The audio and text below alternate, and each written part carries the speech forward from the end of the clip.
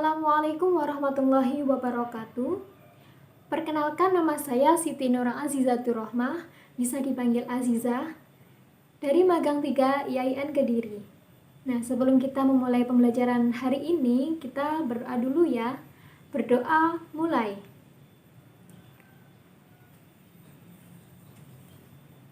Berdoa selesai. Bagaimana? Sudah siap untuk pembelajaran hari ini? Kalau sudah siap, ayo kita cross check untuk yang minggu kemarin. Minggu kemarin kita membahas tentang Asmaul Husna. Asmaul Husna yang kita bahas ada berapa? Nah, Asmaul Husna yang kita bahas di minggu kemarin itu ada 10. Nah, untuk minggu ini, pertemuan kali ini kita akan membahas yang berbeda. Apa tema kali ini? Nah, tema kali ini kita yaitu jadikan Islam wasatiyah sebagai rahmatan lil alamin. Kira-kira ada yang tahu nggak Islam wasatiyah itu seperti apa? Nah, secara bahasa, kata wasatiyah berasal dari kata wasato, yang berarti adil atau sesuatu yang berada di pertengahan. Nah, sedangkan secara istilah dari secara bahasa ini, yaitu nilai-nilai Islam yang dibangun atas dasar pola pikir yang lurus dan pertengahan, tidak berlebihan dalam hal tertentu. Tentu kita tahu pertengahan itu seperti apa, adil seperti apa. Nah, kalau kita melihat di lingkungan kita, Islam wasatiyah itu katakanlah berada di dua titik ekstrim, di mana ada yang saling berlawanan, yaitu antara taksir dan hulu, atau sering disebut liberalisme dan radikalisme, di mana kedua ini sangat berlawanan. Jadi Islam di Indonesia ini sangat menentang adanya radikalisme maupun liberalisme. Karena kenapa? Karena dalam radikalisme maupun liberalisme ini sangat adanya kekerasan dan sampai pembunuhan terbuka dan berada di atas untuk semua golongan. Sedangkan Islam di kita yang namanya Islam wasatiyah itu tidak terlibat dalam kekerasan ataupun dalam sampai ke pembunuhan dan yang lainnya. Nah, itu yang dikatakan Islam wasatiyah. Selanjutnya, Islam wasatiyah ini sering juga disebut dengan Islam moderat, di mana Islam yang cinta damai, toleran, menerima perubahan demi kemaslahatan, perubahan fatwa karena situasi dan kondisi, dan perbedaan penetapan hukum karena perbedaan kondisi dan psikologi seseorang, atau yang disebut adil dan bijaksana. Nah, kata wasat dalam beragama Islam dapat diklasifikasikan ke dalam 4 lingkup. Nah, yang pertama ada wasat dalam persoalan akidah. Kira-kira dalam persoalan akidah itu tentang apa, anak-anak? Dalam persoalan akidah, kita bisa persoalan akidah itu lebih ke dalam keimanan.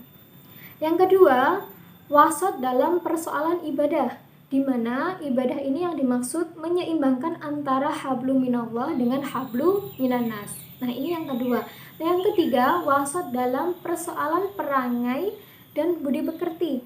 Dalam ini kita lebih ke dalam budi pekerti atau mengarahkan manusia untuk menahan hawa nafsunya agar tercipta budi pekerti. Yang terakhir, yang keempat, yaitu wasat dalam persoalan tasri atau pembentukan syariah, di mana yang keempat ini kita diharuskan untuk selalu tunduk dan patuh pada syariat Allah dan menjaga keseimbangan tasyri'.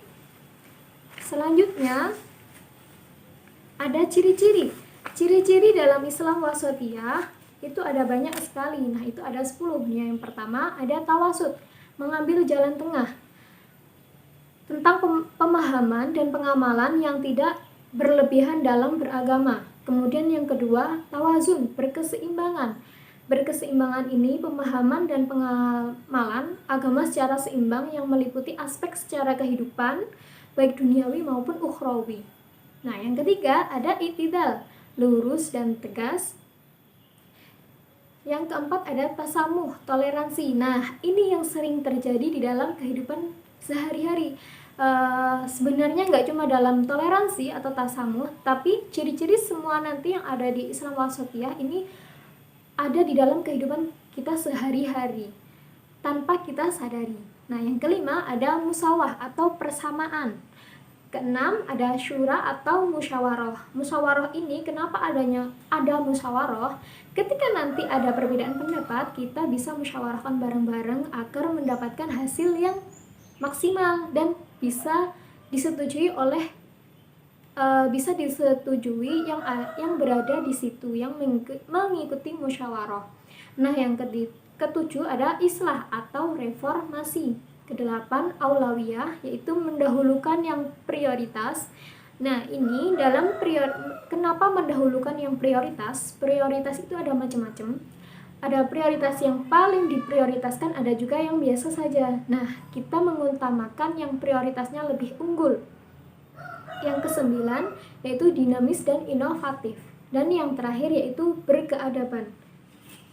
Nah, itu ciri-ciri dari Islam wasatiyah. Selanjutnya yaitu tentang radikal. Apa sih radikalisme? Kalau kita tahu kata radikalisme sebagai turunan kata radikal yang bersifat netral dan tidak terkait dengan masalah agama. Kemudian, sikap radikal akan mendorong perilaku individu untuk membela secara mati-matian mengenai suatu kepercayaannya, keyakinan, agama, atau ideologi yang dianutnya. Kenapa hal tersebut bisa terjadi? Perlu kita ketahui bahwa radikal ini bisa bersifat atau berkonotasi positif maupun negatif. Ini bisa bersifat positif ketika orang tersebut progresif, bisa membuat orang tersebut progresif maupun inovatif.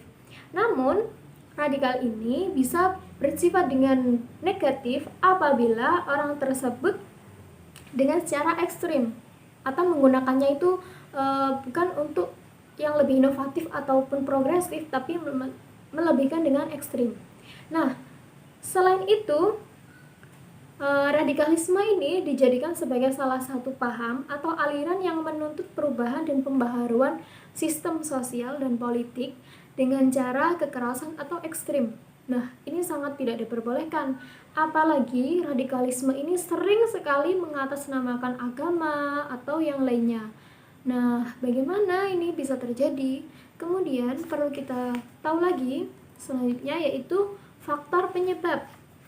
Ada beberapa faktor yang menjadi penyebab adanya radikalisme. Di antaranya, yang pertama, pengetahuan agama yang setengah-setengah melalui proses belajar yang doktriner. Kenapa ini perlu menjadikan penyebab? Karena kita mengetahui atau ilmu yang kita dapatkan itu hanya setengah-setengah, tidak secara full kita mendapatkan, atau kita mendapatkan secara ilmunya itu dari orang cuma setengah, kita langsung mempercayainya. Nah, itu bisa dikatakan nantinya radikalisme. Kemudian yang kedua, memahami Islam dari kulitnya aja, tetapi minim wawasan tentang esensi agama. Yang ketiga, disibukkan oleh masalah sekunder, sembari melupakan masalah-masalah primer. Yang keempat atau yang terakhir, lemah dalam wawasan sejarah dan sosiologi, sehingga fatwa-fatwa mereka sering bertentangan dengan kemaslahatan umat, akal sehat, dan semangat zaman. Nah, itu tadi penyebab bisa adanya radikalisme. Kemudian, selain adanya penyebab, pasti ada ciri-ciri orang yang terkenal dengan radikalisme. Nah, yang pertama, intoleransi dengan orang lain yang memiliki perbedaan pandangan dan mengingkari fakta kebinekaan yang ada di Indonesia. Nah, kalau kita tahu orang Muslim atau orang Islam pasti banyak toleransinya. Nah, kalau nantinya ada orang yang intoleransi dengan orang, bisa dikatakan orang tersebut radikal secara tidak langsung.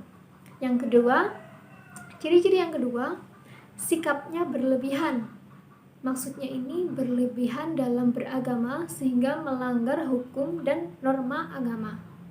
Yang ketiga, memaksakan kehendak dengan berbagai dalil termasuk dalil agama. Bahkan ingin mengubah moral masyarakat beragama dengan cara-cara Khawarijiyah. Kita kan tahu dulu waktu Khulafaur Rasyidin Ali bin Abi Thalib itu ada kelompok yang namanya Khawarij. Nah, Khawarij ini yang berontak. Kemudian dalam radikal, kalau dia menerapkan dengan ciri-ciri Khawarij yaitu berontak, maka itu bukan Islam wasatiyah, melainkan radikal, bukan tadrijiyah, bertahap atau berproses. Yang keempat, menggunakan cara-cara kekerasan baik verbal ataupun fisik yang menumbuhkan kecemasan, yaitu seperti teror dan penghancuran fisik kepada orang lain yang tidak sepaham. Dan yang terakhir, merasa dirinya paling benar sehingga tidak mau mendengarkan argumentasi dari kelompok lain. Nah, ini tadi ciri-ciri dari radikalisme. Nah, itu tadi materi yang bisa Ibu sampaikan tentang Islam wasatiyah dan tentang radikalisme. Kenapa sih kita harus memahami tentang Islam wasatiyah dan radikalisme? Agar kita mengetahui perbedaan dari Islam wasatiyah maupun radikalisme, mana yang baik dan mana yang buruk. Nah, itu tadi penjelasan dari Ibu. Tugasnya jangan lupa dikerjakan, dan semoga kita selalu diberikan kesehatan. Jangan sampai ada yang sakit. Kalaupun ada yang sakit, semoga diberi kesembuhan. Sekian yang bisa Ibu sampaikan. Bila ada kesalahan, mohon dimaafkan. Wassalamualaikum warahmatullahi wabarakatuh.